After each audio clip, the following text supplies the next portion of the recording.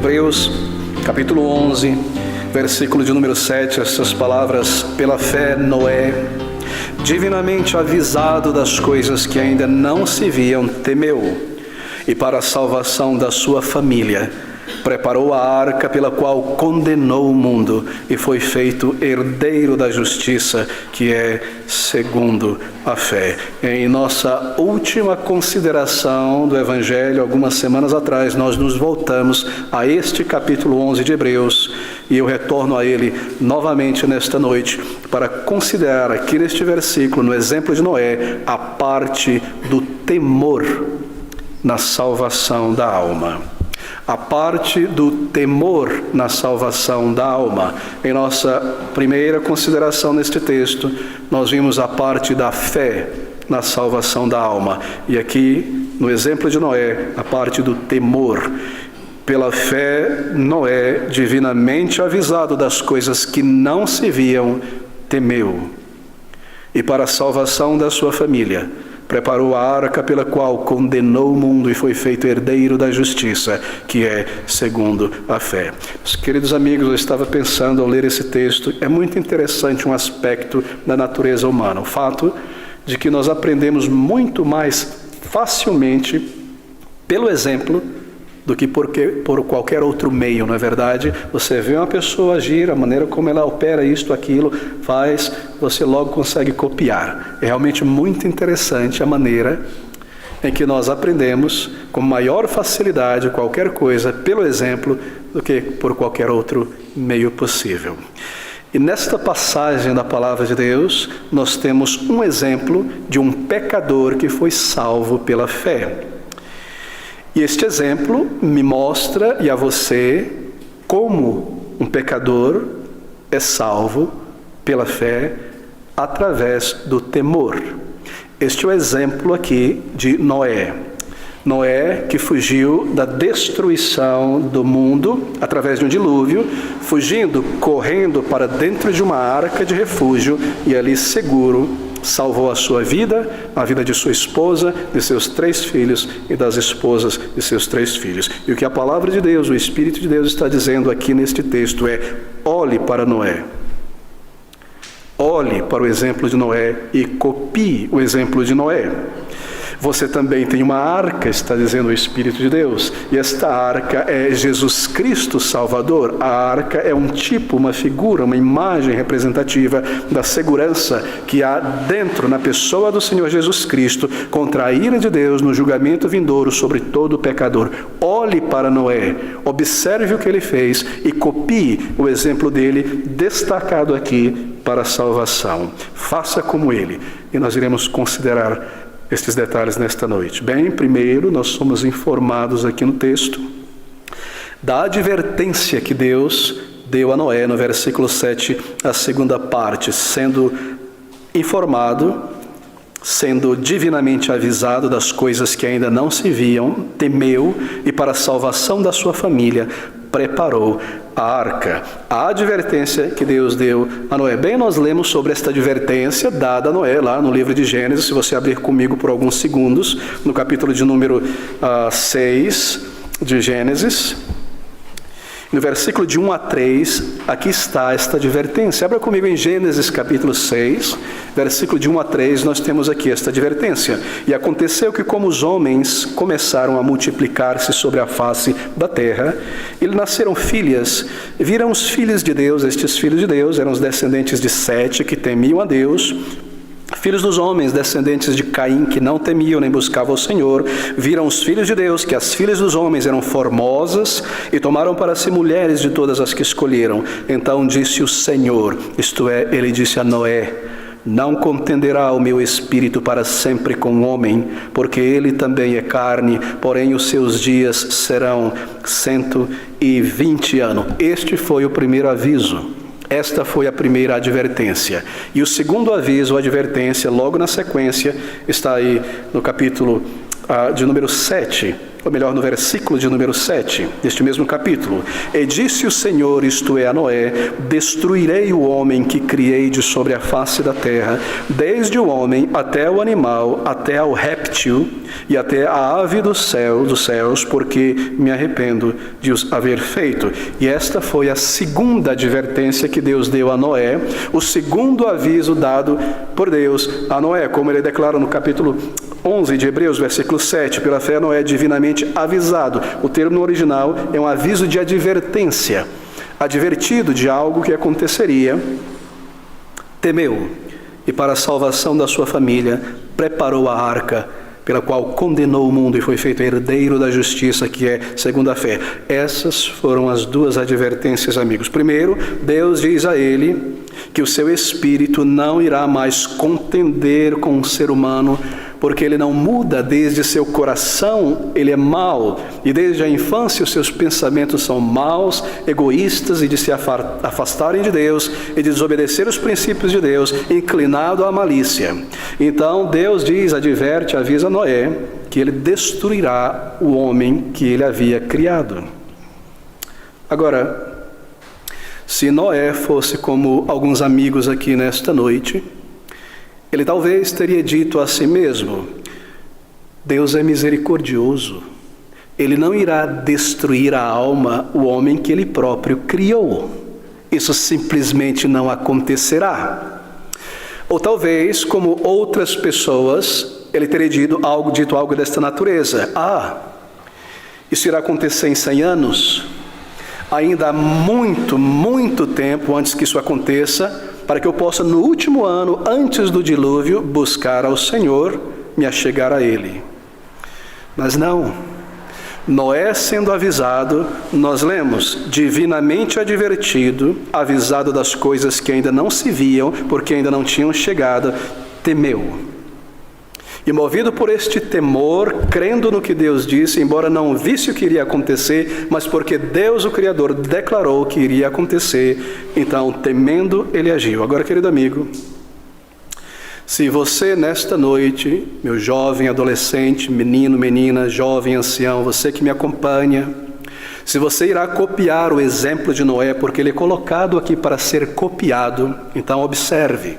Se você irá fazer como Noé, espiritualmente falando, para ser salvo do juízo de Deus que logo virá, da destruição deste mundo por fim e do julgamento final, então você deve temer, e o temor deve te mover nesta noite a correr para o Senhor Jesus Cristo. É isso que está sendo declarado. Ele foi movido por temor, avisado, advertido das coisas que viriam, temeu. E para a salvação da sua família, ele agiu.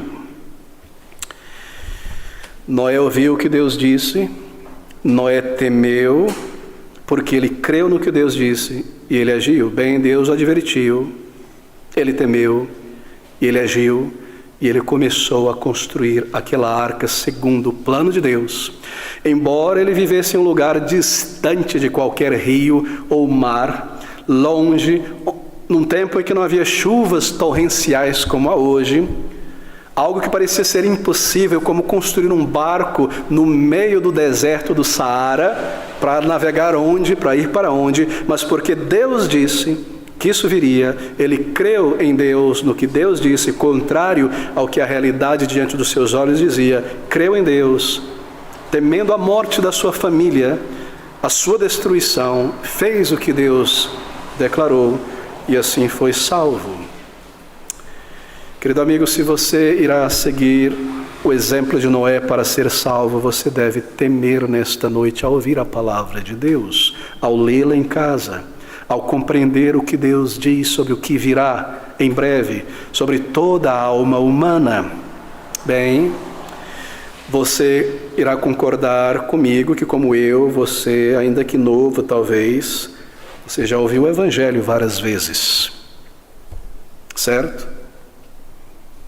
Ou leu na Bíblia, ou alguém te explicou, ou você ouviu na EBD evangelística, ou você leu em casa, ou pela internet, muitas, não uma, ou duas, ou três, a maioria aqui já ouviu o Evangelho muitas vezes. E o Evangelho é uma mensagem declarada por Deus, E o Evangelho, queridos amigos, é Deus te advertindo.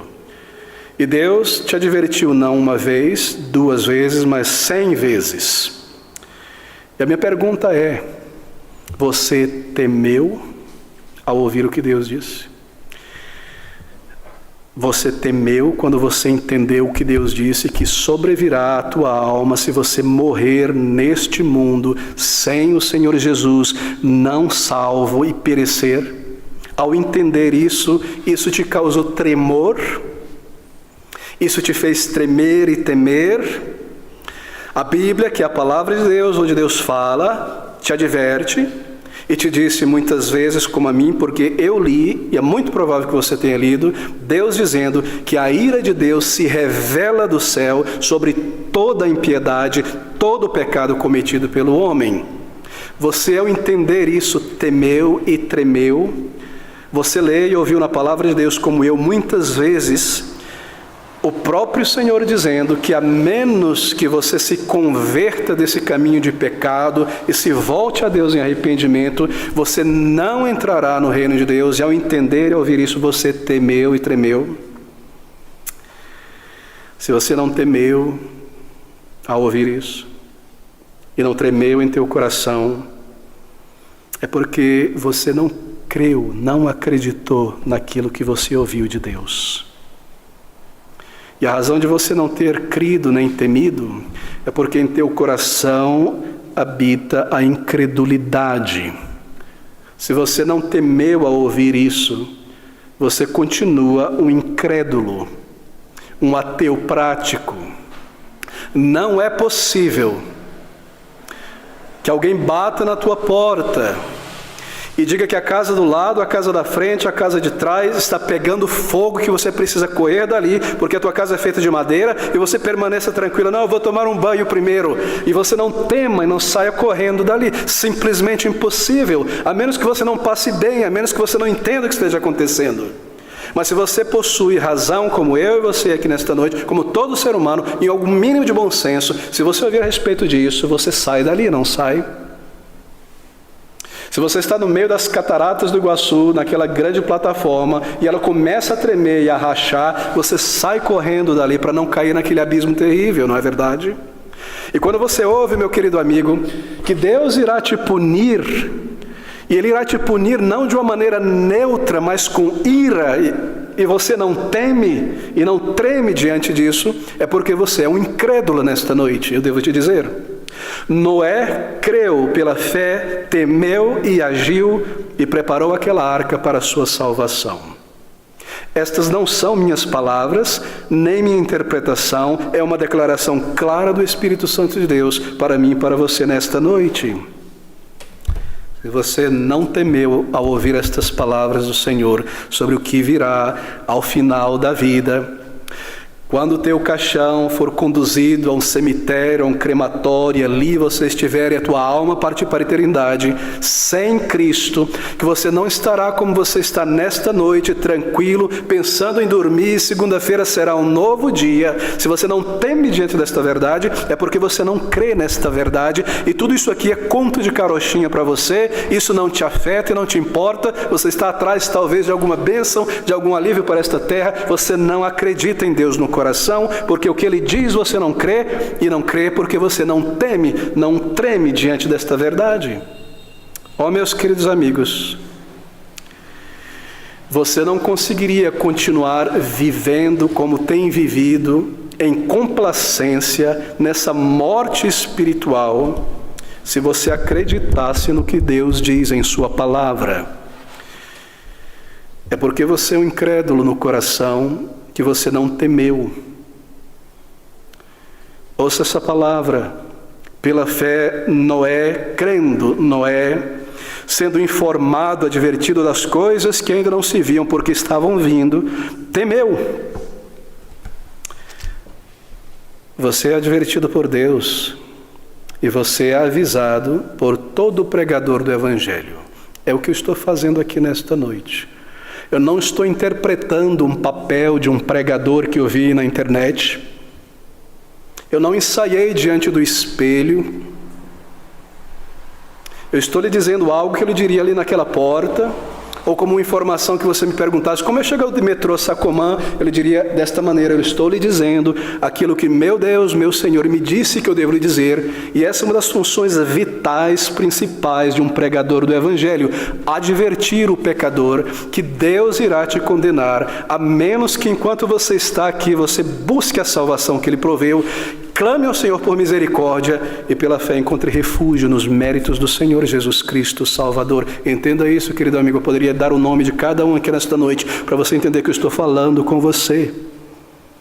Essa é minha função.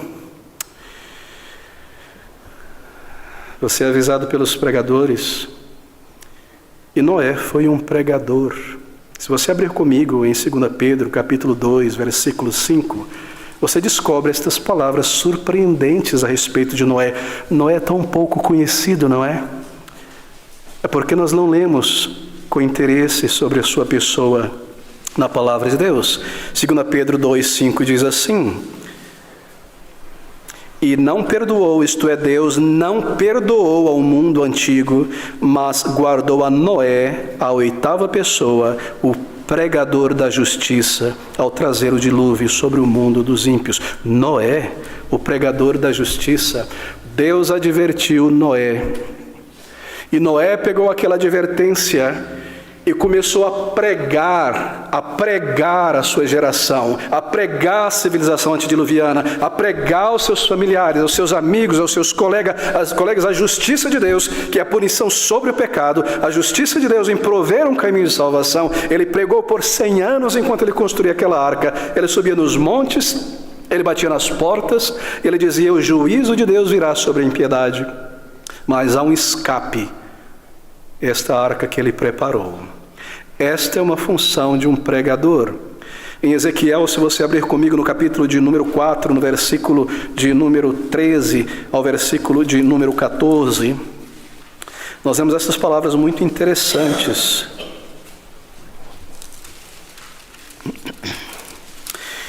Ezequiel, capítulo 4,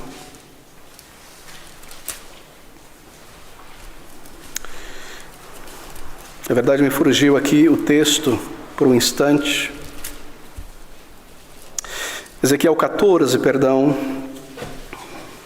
versículo de número 13 e 14 diz assim: Deus falando ao pregador Ezequiel, profeta, voz de Deus para a nação: filho do homem, quando uma terra pecar contra mim, se rebelando gravemente, então estenderei a minha mão contra ela, e lhe quebrarei o sustento do pão, e enviarei contra ela fome, e cortarei dela homens e animais. Ainda que estivessem no meio dela estes 3 homens, Noé, Daniel e Jó, eles pela sua justiça livrariam apenas as suas almas, diz o Senhor Deus. Noé foi como Daniel no meio de uma nação ímpia, idólatra, má. Noé foi como Jó, atacado pelos seus próprios amigos, desprezado por sua própria esposa, vendo tudo contrário a ele, em seu corpo em volta, e crendo em Deus e justificando a Deus, e dizendo a ele que ele me mate, nele eu confiarei. Ele deu, ele tirou. Ele é um homem justo porque cria e se mantinha na justiça de Deus. Ele creu no Deus vivo. Este foi Noé. E esta é a minha função nesta noite diante de você. Um pregador deve advertir. Eu devo tomar a palavra de Deus, e o meu dever é pregar a palavra de Deus. Ouça essas palavras do Senhor agora em Ezequiel, capítulo 3, 18. Quando eu disser ao ímpio, certamente morrerás, e tu não avisares nem falares para avisar o ímpio acerca do seu mau caminho, para salvar a sua vida, aquele ímpio morrerá na sua iniquidade, mas o seu sangue da tua mão o requererei. Mas se avisares ao ímpio e ele não se converter da sua impiedade, do seu mau caminho, ele morrerá na sua iniquidade, mas tu livraste a tua alma. Noé não se calou, ele pregou. Queridos amigos, deixe-me advertir a você, se você é um jovem rapaz que almeja o episcopado, que assiste vídeos na internet e deseja ser um grande pecador, há um peso muito grande de responsabilidade sobre alguém que prega o Evangelho. Eu irei prestar contas a Deus daquele dia em que o ímpio esteve diante de mim, e eu soube que era um ímpio que vivia longe do Senhor, um religioso morto. E se eu não te advertir, como eu devo te advertir, da minha mão será cobrado pelo Senhor. Por isso, para ter as minhas mãos lavadas do teu sangue nesta noite, eu te digo isto. Se você concluir a tua vida aqui como você se encontra ainda sem Cristo, você será banido da presença de Deus, lançado nas chamas eternas, condenado e sob a ira de Deus. Você deve se converter deste caminho de tratar a Deus e a sua palavra com frieza, com complacência, de deixar para amanhã ir ao Senhor Jesus Cristo e ir a Ele hoje, nesta noite, enquanto você está respirando aqui, porque você não sabe o que irá acontecer no caminho de volta para casa. Faça isso e você será salvo. É uma promessa do Senhor Jesus Cristo, Salvador. E eu te declaro da parte dele esta verdade. Ouça essas palavras, você é avisado. Mas ao ser avisado aqui a cada domingo, eu te pergunto, você tem temido? Infelizmente eu devo dizer que alguns aqui não têm temido. Algumas vezes eu tenho falado em particular com você, pessoalmente sentados no meu gabinete ou em algum outro lugar, a respeito da tua alma e da eternidade. Eu tenho lhe advertido com muita gentileza e ternura a respeito disso. E às vezes você se levanta alegre, agradece, muito obrigado, pastor. E você não teme, porque é uma incredulidade em teu coração. Acaso eu não te adverti? Acaso você pode levantar a mão aqui nesta noite e dizer: o pastor Abner não me advertiu, ele não me disse do púlpito, ele escondeu a verdade, ele ficou falando sobre prosperidade, bem-estar e coisas dessa natureza, ele ocultou esta parte da palavra de Deus. E acaso você tremeu todas as vezes que eu tentei mostrar para você o que Deus está dizendo, que Ele irá cumprir o que Ele determinou? Querido amigo, será que alguém aqui pode dizer que não foi avisado por Deus? Você também foi advertido pela providência de Deus. Eu tenho certeza, se você é uma pessoa aqui já na vida adulta, que você viu pessoas que estavam com você em uma determinada situação, a um determinado caminho da vida, junto com você, partirem para a eternidade e você foi poupado. Acaso isso não é uma advertência? Eu tenho certeza que alguns de nós que iniciaram outras pessoas no pecado, entregando àquela amiga ou aquele amigo uma revista de pornografia, dando a alguém um pouco de droga, ensinando alguém a xingar, a trapacear, que alguns aqui que iniciaram outros no caminho da destruição, viram estas pessoas iniciadas sendo ceifadas e que você foi poupado. Não é isso uma advertência da parte de Deus? Você não teme quando isso acontece? Quando aquele acidente aconteceu e você sobreviveu e outros partiram, talvez outros melhores do que você e eu, ou a medicação errada não lhe foi dada, mas dada a outra pessoa, ou a bala perdida passou ao teu lado e derrubou outra pessoa, ou você que deveria estar naquele lugar, naquele prédio, naquela situação, e por alguma razão não esteve lá, estaria debaixo de escombros agora e morto, mas Deus te poupou. E isso não é uma advertência à tua mente? Isso não te faz temer, saber que a morte está próxima? E que Deus já te deu tempo e oportunidade até aqui para buscá-lo e ouvir a sua palavra? Caso você não foi advertido pela providência de Deus, você considerou isso? Você temeu diante disso? Isso te levou a Cristo, a buscar a salvação de Deus? Querido amigo, ouça essas palavras do Senhor nesta noite. Pela fé, Noé, divinamente advertido das coisas que ainda não se viam, temeu e para a salvação da sua família preparou a arca pela qual condenou o mundo e foi feito herdeiro da justiça, que é segundo a fé. Mas talvez você esteja dizendo nesta noite, como eu já ouvi muita gente falar: olha, pastor, Eu não gosto de ser intimidado para ter que fazer as coisas. Eu não sou o tipo de pessoa que vou agir, vou me mover debaixo de pressão e debaixo de medo. Não pense, pastor, que seus exemplos irão me mover. E outra pessoa pode dizer, pastor, que história é essa? Eu nunca vi alguém ir a Cristo pelo temor. E eu concordo com você. Se você olha para Cristo e teme Ele, você não vai a Ele, você vai fugir dEle. É um olhar da bondade do Senhor, da misericórdia dEle que nos leva a Ele. Mas quando aquele homem, lá naquela cidade de Filipos, no capítulo 16, aquele carcereiro, saltou dentro daquele poço, daquele calabouço, e ele disse, que farei para ser salvo? Ele fez isso movido pelo temor. Tremendo, ele perguntou a Paulo e ao seu companheiro, o que farei? O temor o fez pular ali e perguntar como eu posso ser salvo. Assim, não me diga que o temor não deve despertar alguém. Se você não despertou e não foi ao Senhor nesta noite, é porque você não temeu. E se você não temeu, é porque você não crê em Deus. Se você não crê em Deus, você o chama de mentiroso.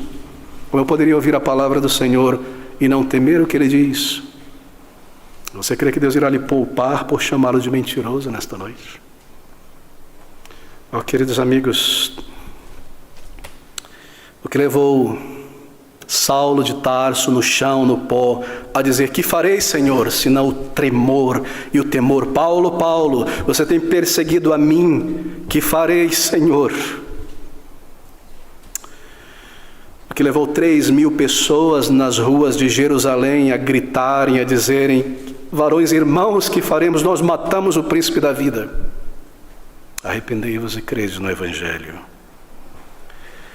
O mesmo deve acontecer com cada um de nós aqui, se nós seremos salvos um dia. Acorde, que tens, dorminhoco, levanta-te, clama ao teu Deus, que se lembrar de nós para que não pereçamos.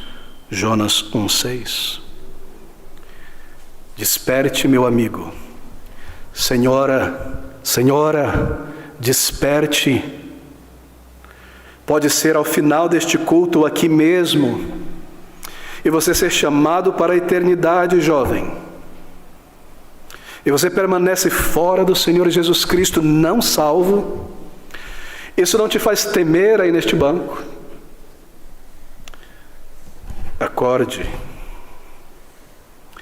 Enquanto você permanece nesse estado de complacência, pensando sobre a vida amanhã, como será a provisão, o sustento, o futuro, você não irá ao Senhor Jesus Cristo para ser salvo por Ele. Noé temeu e foi construir a arca que Deus disse que ele deveria construir. O Espírito de Deus, ele é representado como uma pomba que fala sobre paz, segurança, não é? Mas a primeira coisa que ele faz é convencer a pessoa do seu pecado. É porque você não está convencido da gravidade do teu pecado. Você não foi ainda a Cristo. Em segundo lugar, eu gostaria de tocar na arca. Considere a arca. Há tantos detalhes sobre elas, não é? Ouça o versículo 7. Para a salvação da sua família preparou a arca. Ele não a inventou, ele seguiu um plano, ele a preparou. E nos é dito sobre a construção desta arca lá em Gênesis. Abra comigo no capítulo 6. Eu lerei o versículo 14, 16 e o versículo 21 muito rapidamente. Gênesis capítulo 6, versículo de número 14. Faze para ti uma arca de madeira de gofer, madeira forte. Farás compartimentos na arca e a betumarás por dentro e por fora com betume, com piche para tapar as arestas. E desta maneira a farás. Versículo 16. Farás na arca uma janela e de um côvado acabarás em cima e a porta da arca porás ao seu lado.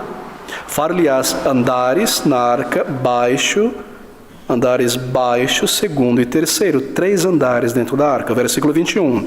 E leva contigo de toda a comida que se come, e ajunta para ti, e te será para mantimento a ti e a eles. Que tremendo, eu não sei se você percebe a glória disso aqui. Deixa-me desmistificar a arca inicialmente. Se você, como eu, cresceu em um meio evangélico, em que quando eu falo sobre arca, na tua mente vem uma figura de um barquinho arredondadinho, com um monte de bichos de cabeça para fora, girafa, janelinha, um arco-íris e uma pombinha voando. Esqueça isso.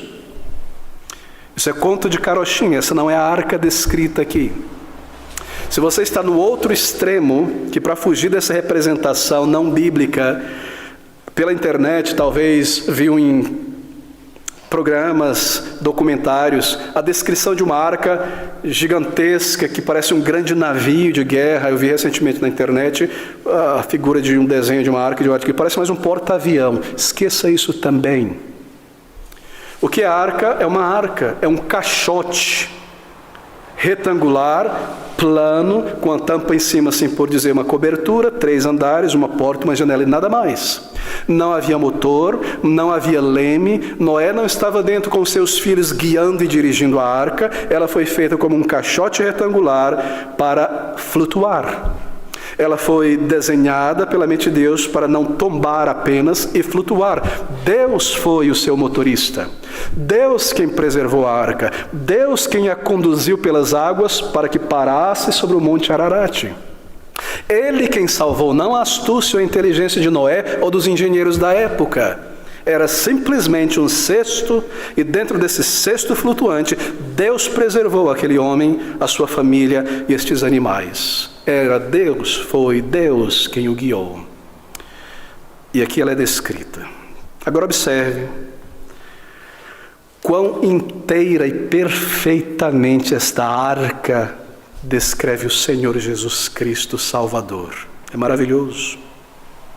A arca não foi planejada por Noé, ela foi planejada por Deus. A salvação de um pecador foi planejada por Deus, não pelo pecador, não pela igreja, não pela história. Foi na eternidade, quando Deus, o Pai, o Filho e o Espírito Santo determinaram que para a salvação de um pecador, para que a sua justiça, a sua lei fosse vindicada, o Filho de Deus deveria vir a este mundo como homem, em sua carne, viver uma vida perfeita, sofrer a punição para salvar pecadores. Foi Deus quem planejou, não foi o homem, queridos amigos. Pense na força desta arca, madeira de gofé. É uma madeira muito sólida, pesada. Você já viu o pau-pedra? Você tenta cortar esta árvore, parece uma pedra, é densa as fibras. Esta era a arca, pesadíssima, forte. Assim é Cristo, queridos amigos. Quando as ondas daquele dilúvio vieram, pense sobre tsunamis. Pense sobre as profundezas da água, sobre os montes, a força daquelas ondas e da chuva. Ela deveria resistir. O meu pecado é tão grande, queridos amigos.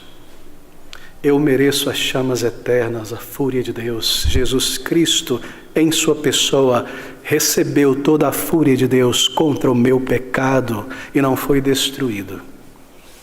Ele levou o meu inferno e a minha condenação inteira e a de bilhões de outras pessoas. Ele é o Salvador perfeito.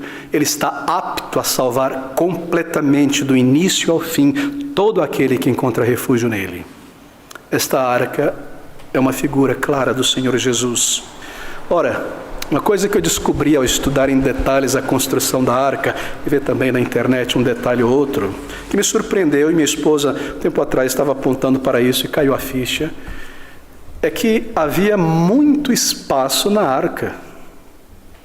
Se você pudesse entrar naquela arca e todos estivessem prontos para o dilúvio, os animais estivessem ali dentro, Noé estivesse ali dentro, sua família também, você veria câmaras e câmaras e câmaras, espaços vazios para acomodar mais coisas. Por quê? Acaso Deus não soube planejar direito e deixou espaço ocioso? Será que nós imaginamos que a arca foi apenas para os animais? E quando Noé estava pregando, ele não estava chamando as pessoas para entrar e dizendo a elas: há lugar para você ali na arca. Há lugar para todos aqueles que entrarem nesta arca. Haviam tantos lugares prontos e preparados para acomodar aquelas pessoas que crescem como Noé e entrassem naquela arca. O Senhor enviou os seus servos, na parábola do Senhor Jesus, a pregar e a dizer: vinde, vinde para as bodas. E eles voltaram e disseram: Senhor, nós chamamos todos e ainda há lugar. Em Gênesis capítulo 7, nós lemos no versículo 1 que Noé entrou e toda a sua família. Depois disse o Senhor a Noé: entra tu e toda a tua casa na arca, porque tenho visto que és justo diante de mim nesta geração. No versículo 7, Noé entrou na arca e com ele seus filhos, sua mulher e as mulheres de seus filhos, por causa das águas do dilúvio, dos animais limpos e dos animais que não são limpos, e das aves e de todo réptil sobre a terra, entraram de 2 em 2 para junto de Noé na arca, macho e fêmea, como Deus ordenara a Noé.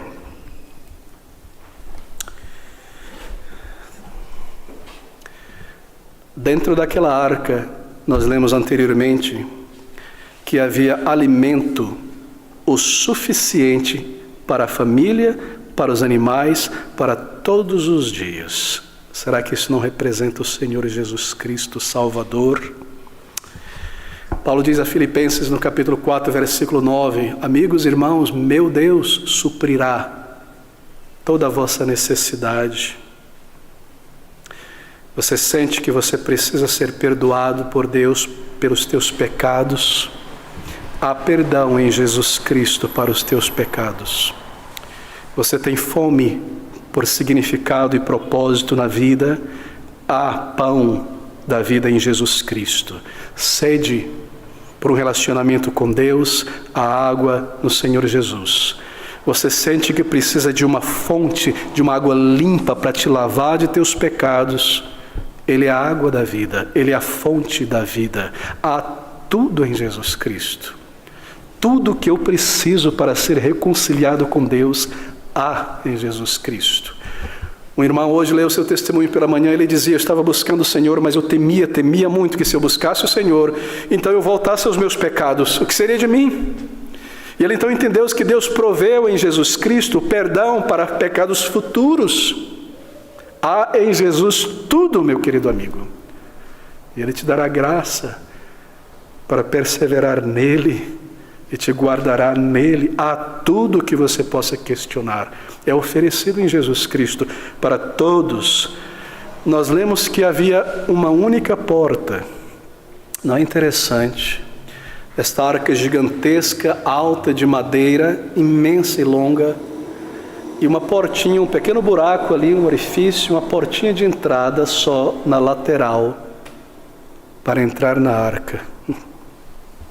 Jesus é esta porta, queridos amigos, e a arca também, é claro que é. Daquela lateral estava a porta para a salvação. O lado de Cristo foi aberto por uma lança de onde jorrou sangue e água para a purificação da culpa, água e dos pecados, sangue, simbolicamente falando. Há tudo em Jesus Cristo para você nesta noite.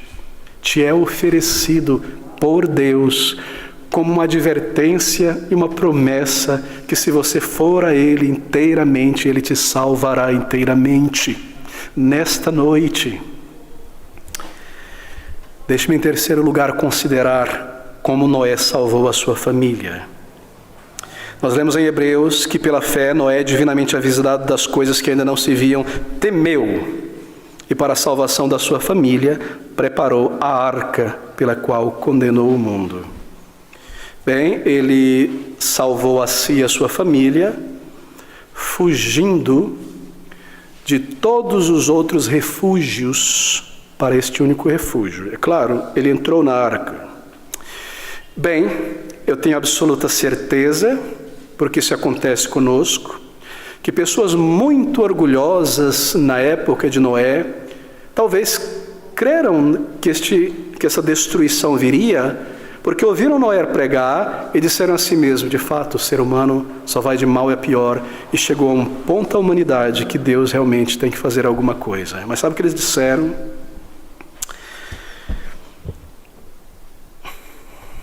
Uma arca no deserto. Eu vou subir no topo da mais alta montanha. Ali vai ser mais fácil, é mais inteligente. Se eu ficar acima da água, eu posso respirar. A arca pode tombar, a arca pode encher de água, um barquinho, um negócio de madeira desse, feito contra um dilúvio desse, será que eu não posso colocar em chance? Eu sei que lá no topo daquela montanha eu estarei seguro. Deixa eu lhe dizer algo. Alguns anos atrás, descobri, maravilhado, muito tempo atrás, na verdade, que eu não sabia. Você sabia que no Oceano Atlântico, Pacífico, há lá no fundo, montanhas? Sabia disso? Foi nomeada uma delas, Maura Kane, é a montanha mais alta dentro do oceano. Ela tem 4.200 metros de altura do fundo do mar e ainda dentro do mar, 4.200 metros. Ela é 1.600 metros mais alta que a maior montanha do mundo, que é o Ararat, que é o Everest. Há no oceano uma montanha mais alta que o Everest. Abra comigo em Gênesis capítulo 7, versículo de número 19. Ouça essas palavras. E as águas prevaleceram excessivamente sobre toda a terra, e todos os altos montes que havia debaixo de todo o céu foram cobertos. O monte Maura Kane, de 4.200 metros de altura, é um deles. E talvez muitas pessoas como eu e você, inteligentes, disseram, vamos para o Everest. Vamos subir nesse monte. Lá está ele é o mais alto de todos. Você sabia que no topo do Monte Everest foram encontrados conchinhas e pequenos fósseis marítimos, o topo do Everest? Sim, porque um dia ele estava debaixo da água. E do Monte Ararat, na maior parte dos grandes montes e montanhas deste mundo, não é realmente contraditório pensar em conchinhas no topo de montanhas, porque a água passou por ali, não é verdade? Noé creu e ele deixou de lado todos os outros possíveis refúgios. Eu devo te dizer mais uma vez nesta noite, meu querido amigo, se você não deixar de lado estas possibilidades que você já engendrou na tua mente, você nunca irá ao Senhor Jesus Cristo. Deixa-me dizer qual é o monte, a montanha, o refúgio que nós criamos. A graça comum. Deus, ele envia chuva, só abençoa todo mundo. Deus abençoa todo mundo. Eu estou no meio dessa multidão. Esse é um falso refúgio. Falso. Sim, ele envia sol e chuva sobre bons e maus, mas ele faz separação entre o justo e o ímpio, entre o justificado em Cristo, entre aquele que o busca e aquele que o rejeita. Alguns descansam no seguinte refúgio. Bom, eu já tenho um conhecimento completo da arca. Eu sei como é a estrutura, eu entendo muito bem como esta arca funciona. Perfeito. Estou seguro por ter o conhecimento da arca.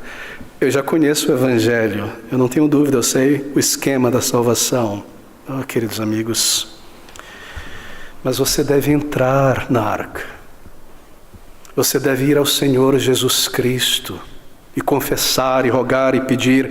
Não é suficiente ficar no batente da arca. Se você se encostar na parede desta grande arca e colocar a cabeça sobre os braços e começar a orar ali, chorar ali, e pedir a Deus misericórdia ali, mas não entrar na arca, você irá afundar como toda a humanidade. sentimentos e muitas lágrimas e muitas emoções e muitas experiências maravilhosas não servirão de bote salva-vida. Você deve ir ao Senhor Jesus Cristo e clamar a Ele e rogar com a tua voz, com o teu coração e dizer: Senhor, me perdoa, me purifica, me faz um filho de Deus, uma filha de Deus, me salva, ó meu Deus, e você estará dentro desta arca que é Jesus Cristo Salvador. Todos os animais entraram, todas as bestas da terra entraram. Não é interessante? O leão e a leoa, lá vêm eles dois, tranquilos, subindo a rampa e entrando pela arca. Os animais compridos, de grande esplendor, de pescoço comprido, como a girafa, lá vem ela. Observe ela entrando pela porta, ela baixa bem o pescoço, muito mais, um pouco mais, e ela entra. Aqueles animais que voam a alturas tremendas, como o côndor, a águia, o gavião, que vivem nas alturas, se abaixaram de dois em dois, entrando por aquela porta. Se você não dobrar a crista diante de Cristo, você não será recebido por Ele. Se você não lançar de lado estes méritos e for como um pecador condenado e temendo a Ele, você não será aceito por Ele. Os animais rastejantes entraram. Todas as bestas feras, sabe o que isso está dizendo? É claro, é óbvio. Ele recebe todo tipo de pecador. Tem você sido uma cobra para com as pessoas? Um animal tóxico? Uma pessoa difícil? Ele te recebe também. É você um leão feroz? Difícil de conviver? Se você for a Ele em arrependimento, Ele te recebe também. É você uma pessoa tão orgulhosa, crista alta, pescoço alto, se você dobrar a Cristo e for, você entra também. Pense sobre os animais rastejantes, terrível, não é? Ali vem duas serpentes. Talvez Noé estava na porta e ele disse: 2 serpentes. Elas vão nos picar se ela entrar aqui dentro, como é que vai ser? E ele fica talvez do lado da porta, ali no canto, um pouco espremido, vendo elas entrarem mansamente, e elas entram, e ele vê as duas pararem ao lado de um coelho e ficarem tranquilas juntas ali dentro da arca. Então veio uma hiena e um leão, e eles entram e ficam parados junto a um cordeiro, uma ovelhinha do lado. Você já viu como aquele leão estraçalhou aquela zebra lá no canal na televisão? Ele entrou e ficou do lado da zebra tranquilo. Claro que ficou. Foi Deus que os trouxe ali. Não foi uma flauta mágica. Não foi Noé tentando laçar e puxar. Ele enviou os animais. Isso preservou ali. Não precisou de injeção para dormir. Nada disso. Oh, meus amigos, entenda isso. Assim é a conversão, não é? Pessoas que eram tão difíceis são transformadas e agora estão juntos no mesmo corpo, na mesma arca. Ali está o leão e o cordeiro junto. Elas são novas criaturas. Deus não apenas perdoa, Ele transforma o caráter para que a cobra conviva com o coelho, o leão com a zebra. Eu sabia disso. Você já leu sobre isso? A natureza do leão é mudada. A pessoa difícil de conviver se torna uma pessoa tão amável, a pessoa egoísta, tão altruísta, a pessoa medrosa, tão corajosa, a pessoa tão altiva e dependente de si mesmo, tão dependente dos outros. Abra comigo em Isaías capítulo 11. Veja o versículo de número 6 ao versículo de número 10. Isaías capítulo 11, versículo 6 ao versículo de número 10. Nós estamos correndo para a conclusão. Capítulo 11, versículo 6. E morará o lobo com o cordeiro, e o leopardo com o cabrito se deitará, e o bezerro e o filho do leão e o animal cevado andarão juntos, e um menino pequeno os guiará. A vaca e a ursa pastarão juntas, seus filhos se deitarão juntos, e o leão comerá palha como boi. E brincará a criança de peito que ainda mama sobre a toca da serpente da áspide.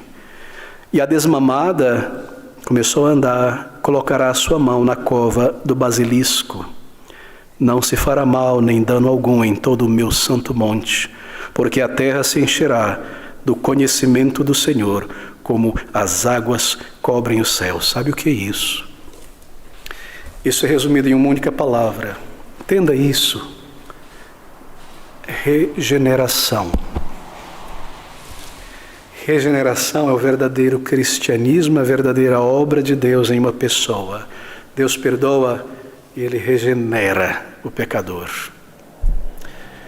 E aquela pessoa é uma nova criatura, uma criatura original desde então, agora em Cristo Jesus. Regeneração é uma obra de Deus dentro da alma humana, e eu te digo isto. Regeneração é a condição, é o requisito necessário para uma pessoa conseguir adorar a Deus com a mente. Sem regeneração, a mente, o ser, a alma não adora a Deus. Ele é inimigo de Deus. A adoração se resume aos lábios, etc, etc, etc. Isso é regeneração. Glória a Deus porque Ele me mudou. Glória a Deus porque Ele transforma, Ele perdoa e transforma, me dá graça e poder para vencer o pecado. Isso vem do Senhor Jesus Cristo. Está nele, estando nele, o leão junto com o boi. Você é uma nova criatura. Por último, o que foi do mundo naquele dilúvio? Nós lemos em Hebreus capítulo 11, se você ainda tiver alguns minutos de paciência, ouça essas palavras: temeu e para a salvação da sua família preparou a arca pela qual condenou o mundo e foi feito herdeiro, da justiça que é segundo a fé. Como assim ele condenou o mundo? Ele apontou o dedo, bateu o martelo e disse: está condenado? Não, o que ele quer dizer aqui é isso. Pela fé, temendo, obedecendo, entrando na arca, sendo salvo, ele condenou o mundo, isto é, ele provou pela sua ação, ele mostrou pela sua ação que a condenação que Deus enviou sobre o mundo foi justa. Eles não creram no que Deus disse. É impossível, Deus não vai fazer uma coisa dessa. Fogo, inferno, condenação, eu não creio nisso. Ele creu. E ele entrou, ele viu o invisível, ainda não tinha chegado o dilúvio. Ele entrou na arca, tudo estava tranquilo. E assim, pelo seu exemplo, ele mostrou que a condenação do mundo foi justa. Você sabe, a maioria das pessoas que estavam por perto ali não soube exatamente o momento em que Noé entrou na arca. Abra comigo em Mateus, no capítulo 24. Você se lembra dessas palavras do Senhor Jesus Cristo, do versículo de número 37 ao versículo de número 39 de Mateus, capítulo 24. Nós logo chegaremos nela pela manhã em nossas considerações. Mas ouça o que o Senhor Jesus Cristo diz no versículo 37. E como foi nos dias de Noé e seu Senhor Jesus Cristo, dizendo: assim será também a vinda do Filho do Homem, Ele próprio, quando Ele vier no futuro, para o fim. Porquanto assim como nos dias, ouça com calma, assim como nos dias anteriores ao dilúvio comiam e bebiam, casavam e davam-se em casamento, até ao dia em que Noé entrou na arca, e não o perceberam que Noé entrou na arca, até que veio o dilúvio e os levou a todos. Assim será também no dia que Jesus voltar, a vinda do Filho do Homem. É tremendo isso aqui. Comiam, bebiam, davam-se em casamentos. Ali estava Noé seguro dentro daquela arca. A noiva estava de pé no altar, bela em seu vestido, colocando sua mão sobre a mão do seu noivo e prometendo a si mesma dias de muita alegria. E de repente veio o dilúvio. O prato estava sobre a mesa, o copo ao lado, os instrumentos tocando, as pessoas dançando e dando gargalhada, e de repente o dilúvio. Há um outro exemplo histórico disso aí, bem menor. Aconteceu no século III da era cristã, na Itália, em uma cidade que existia no pé de um vulcão chamado Vesúvio, cidade chamada Pompeia. Estavam as pessoas andando, alguns dormindo, uma mulher penteando o cabelo de outra, um açougueiro cortando a carne, um padeiro vendendo pão, alguns sodomitas juntos, outros andando, um cachorro amarrado num poste. De repente, ninguém esperava, aquele vulcão entrou em erupção e a fumaça e a lava caíram como chuva. De repente, intoxicados, eles foram petrificados na posição em que estavam. Eles não esperavam. Eu creio que isso foi da mão de Deus para recordar o que ele disse, que sobre a impiedade virá o castigo de Deus. Pegue um avião e vá a Pompeia e observe. Não precisa, entre no Google Earth e veja lá as escavações. Será assim, meu querido amigo?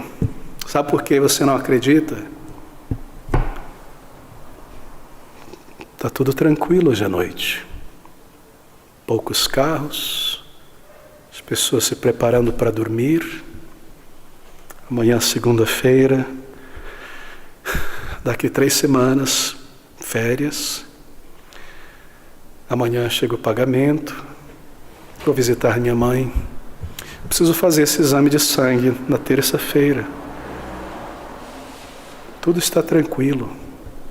Eu não vejo sinais de fogo. Eu não vejo nada que aterroriza.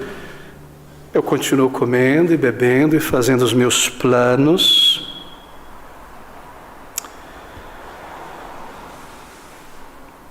Algumas pessoas ajudaram Noé a construir a arca. 100 anos construindo. Impressionante, não é?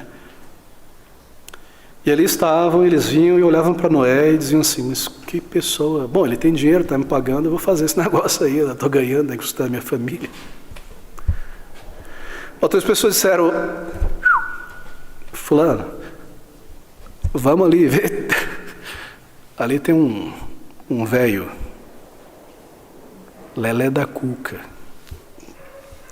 Vamos lá ver o negócio que ele está fazendo. Né? Muitas vezes disseste, riste, ó amigo, ao ouvires outras pessoas irem a Jesus. Crente! Muitas vezes tu riste, ó amigo, ao ver uma pessoa porfiar por entrar pela porta estreita. Eu temo, eu preciso de perdão. Que é isso, rapaz? Eu estou lendo a Bíblia, sabe? Muitas vezes riste, ó amigo. Outras pessoas ajudaram a construir a arca, como eu mencionei. Eles foram professores na EBD evangelística daquela igreja. Eles saíram para os pontos de ônibus. Elas trouxeram seus filhos para a EBD. Estavam em escalas na igreja, ajudaram a construir, a limpar nos mutirões. E foram embora. E não entraram na arca. Como aquelas jovens loucas, a porta fechada, batendo, e o noivo na festa, nas bodas do lado de dentro, dizendo para elas lá fora: quem são vocês? Nunca vos conheci. Senhor, eu estive lá na igreja, o Senhor não lembra de mim? Eu ajudei no mutirão, Senhor, e eu ofertei. Como o Senhor não me conhece? Nunca vos conheci. Apartai-vos de mim, malditos, para o fogo eterno, preparado por Deus, para o diabo, seus anjos e os malditos. Você se ira contra isso? Quantas vezes, ao declarar essas palavras e olhar no rosto de pessoas, não aqui agora, pessoas vermelhas rangendo os dentes, talvez você esteja rangendo por dentro, mas não venha me questionar no final deste culto. Se você não crê, lance fora logo a Bíblia e se entregue neste mundo. Ficar no batente, não entrar, não lhe salvará. Mas eu te digo, não faça essa loucura. Não cometa suicídio espiritual. Ele te chama e Ele te salva de verdade.